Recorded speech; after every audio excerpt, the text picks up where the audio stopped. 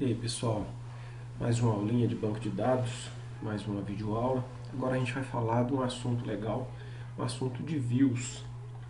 Bom, o que a gente tem de views para ver?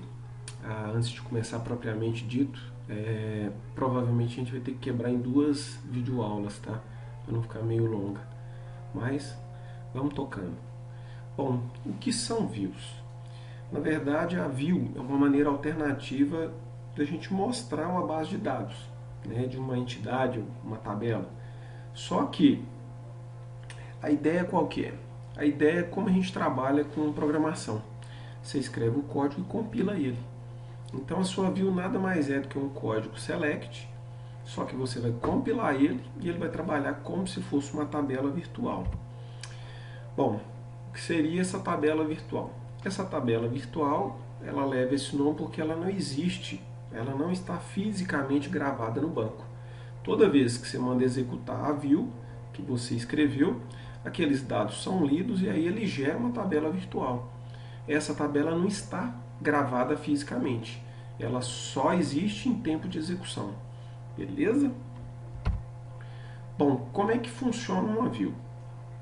A view, depois que você cria ela, no que você executa ela, ela cria uma tabela virtual, que não está gravada fisicamente, mas é uma tabela, né, como se fosse uma tabela, e você pode utilizar ela. Você pode utilizar ela tanto com o select, quanto com os comandos da DML, né, o insert, update ou delete. Tá? A diferença é que a gente consegue, no código da view, colocar algumas restrições.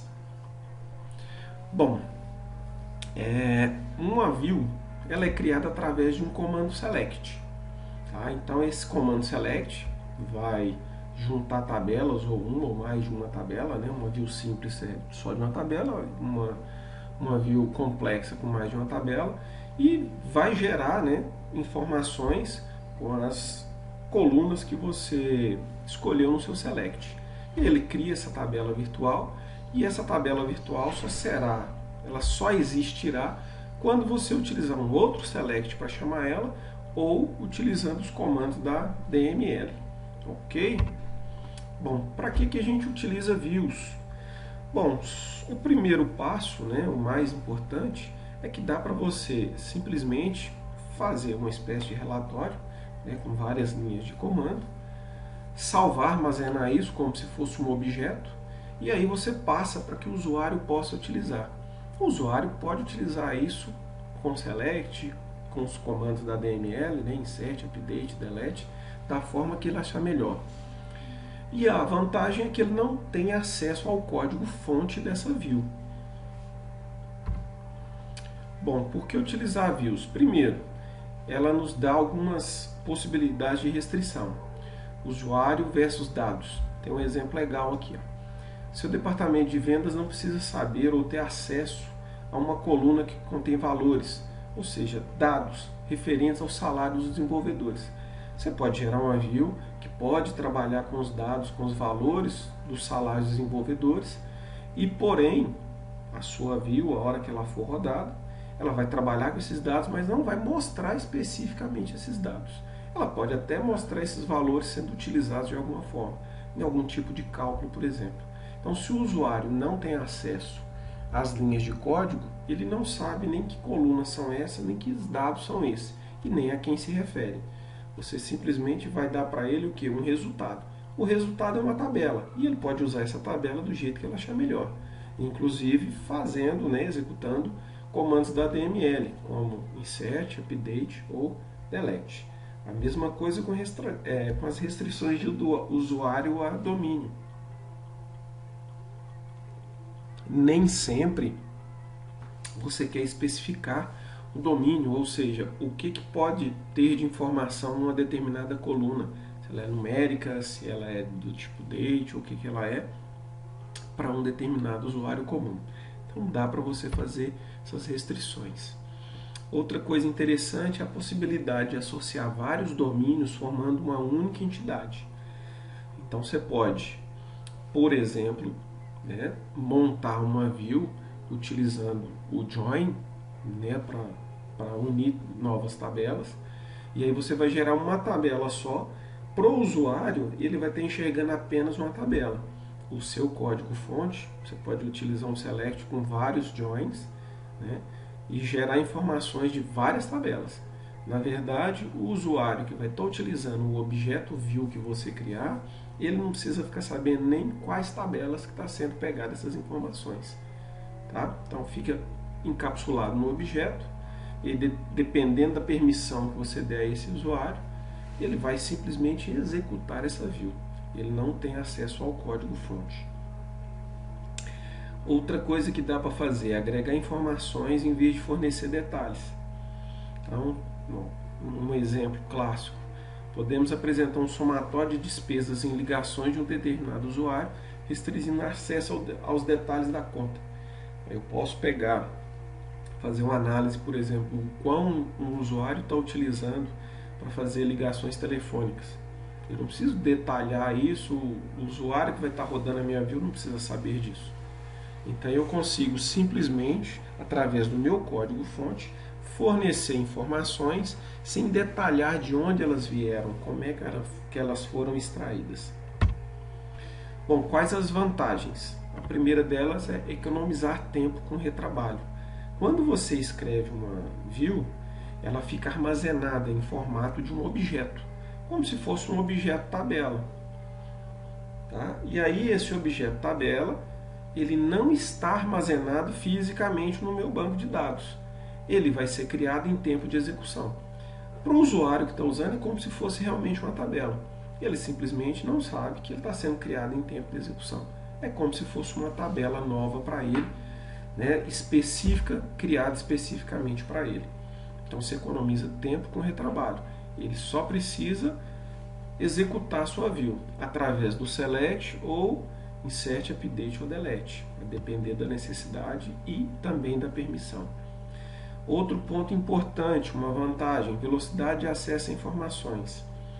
Uma vez compilada, ou seja, você criou o objeto view, aquela linha de código sua está compilada. E aí o seu record set, ou o seu conjunto de dados, ele é armazenado numa tabela temporária, uma tabela virtual. Então ela está ali para ser utilizada, porém ela está de forma virtual. Então o acesso é bem mais rápido. Bom, o que mais que dá para fazer? Mascarar a complexidade do banco de dados. Então, o que as views podem fazer para mascarar essa complexidade? Ela isola do usuário, tá? A complexidade. O usuário não precisa saber os nomes de domínio, tá? Que tipo de domínio que é aquele, se é um varchar, varchar2, se é do tipo date, se é numérico, que tipo de número que é. Então ele não precisa conhecer nada de domínio para executar uma view, para utilizar uma view. Então isso proporciona o que?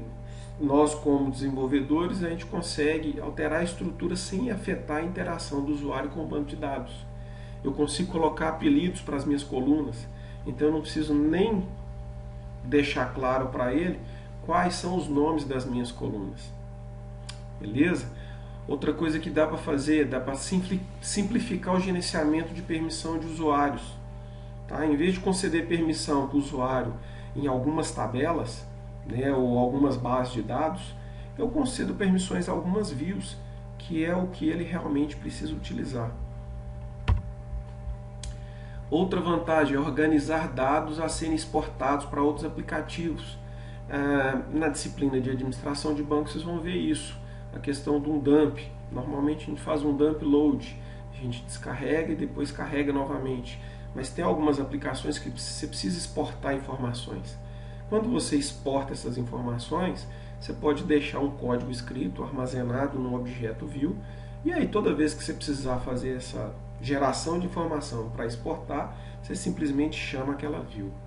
Fica bem mais tranquilo e o usuário que vai fazer esse dump, essa exportação, nem precisa ser um DBA. Bom, como é que é a nossa sintaxe? Uma view ela é criada através do comando create. Eu tenho a opção do or replace ou não. Se eu colocar só create, ela vai criar a view. Se eu colocar create or replace, eu tenho a opção de criar ou substituir ou alterar a minha view. Outras duas opções, o force e o no force. Com o force, eu posso criar uma view até para utilizar tabelas que não existem no banco. Então eu estou forçando a criação dessa view. O no force é padrão. Se você escreveu no force ou não, ele vai trabalhar sempre com o no force. Agora, se você precisa forçar um código, algum tipo de execução, você tem que colocar a opção force. E o comando view é o específico, né? Definindo qual objeto que está sendo criado através do comando create. O nome da view, e entre parênteses, se você quiser dar apelidos às suas colunas da view. Tá? Nós vamos ver alguns exemplos aí, isso vai ficar bem mais claro. Depois do comando as, eu tenho o que? Uma subquery. O que é uma subquery? Um select. Onde você vai fazer o que? Você vai fazer uma pesquisa e gerar uma nova tabela, uma tabela virtual, com todas as colunas que tiver aqui na sua subquery e com qualquer outro tipo de restrição, utilizando a cláusula where, end, por aí vai. Ok? Então aqui você pode escrever uma select do jeito que você já aprendeu. Bom, outras duas opções. O if checkpoint. Com o if checkpoint, eu crio algumas restrições. Que restrições são essas? Eu vou dar um nome e vou criar uma restrição à cláusula where da sua subquery. Beleza? Outra coisa importante, a cláusula if read only. Utilizando o if read only, eu deixo a minha view para utilização somente leitura. Ou seja, não tem como eu trabalhar com os recursos da DML. Não dá para fazer update, nem insert, nem delete. Ok? Só o select mesmo. Bom, eu tenho aqui explicando bonitinho o que é o or replace, o force, no force. Deixei escrito para você, que também está lá no nosso disco virtual, né, esses slides, caso você queira dar uma lida lá para ter um material para consulta. Então tem tudo explicadinho, bonitinho. O or replace, o force, no force, nome da view, o alias, que são os apelidos, o que é uma subquery, o que faz o if checkpoint option, o que faz o nome constraint, né, o nome que você vai atribuir a restrição do if checkpoint option, e do if read only, que vai deixar, né, o resultado da sua view apenas para leitura. Pessoal, bom, vamos finalizar essa primeira videoaula e numa segunda etapa a gente trabalha com os exemplos, ok? E aí essa segunda etapa ela vai ficar um pouco maior porque a gente vai trabalhar com os exemplos e vai trabalhar direto com o gerenciador de banco de dados. Beleza? Aquele abraço e até a próxima.